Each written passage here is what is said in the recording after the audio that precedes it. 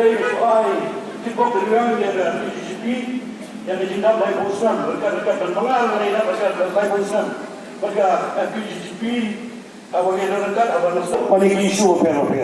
Jadi kau isu kalau menuan berdua isu bahar berdua bahar malai pun tak isu kedua lagi tinggi berjungi memang bagi itu nak surga. Tamat nanti orang ini sering malam baru.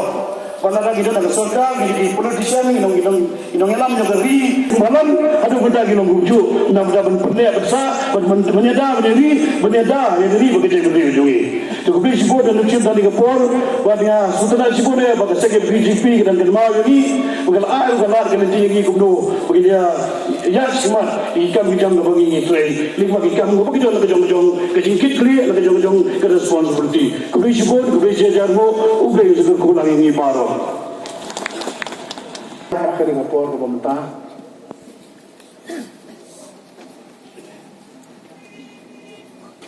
Balalongru uwi ki perlu kebejan ki por ki produk pada adu ke por ke pemerintah.